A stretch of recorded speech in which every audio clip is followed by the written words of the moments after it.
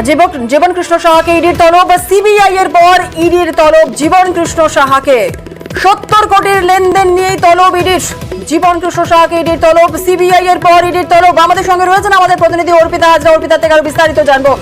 অর্পিতা, জীবন কৃষ্ণ সাহাকে ইডির তলব, ইডি কি জানতে চায়, কি জানা যাচ্ছে, কি আপডেট পাওয়া যাচ্ছে?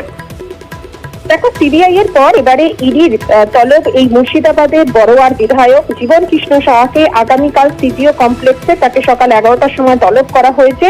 ইডি সূত্র থেকে খবর যে মূলত 70 কোটি টাকার যে আর্থিক লেনদেন এবং তার যে হিসেবের গড়মিল সেই সম্পর্কিত তথ্য জানতে চায় ইডির তদন্তকারী আধিকারিকরা।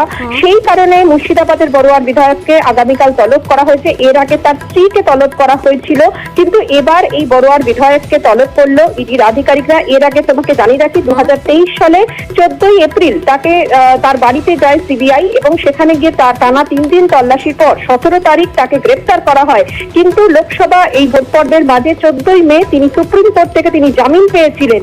এবার সিবিআই এর পর নিয়োগ দুর্নীতি মামলায় আবারও কিন্তু জীবন কৃষ্ণ সাহাকে এবারে সিবিআই এর পর ইডির তলব, যেখানে মূলত এই 70 কোটি টাকার যে বিপুল যে আর্থিক লেনদেন সেই লেনদেন সংক্রান্ত একাধিক তথ্য জানতে চায় ইডি তদন্তকারী আধিকারিকরা।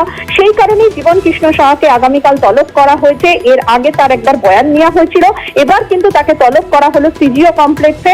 এবং মূলত এই তলবে তার যে বয়ান, অর্থাৎ এই 70 কোটি টাকার যে বিপুল টাকার যে আর্থিক লেনদেন এবং যে তছরুপের যে অভিযোগ হচ্ছে নিয়োগ দুর্নীতি মামলায় এই কোটি কোটি টাকা কোথা থেকে এসেছিল, টাকার উৎস কি, সেই সংক্রান্ত বিষয় জানতে চায় তদন্তকারী গোয়েন্দারা।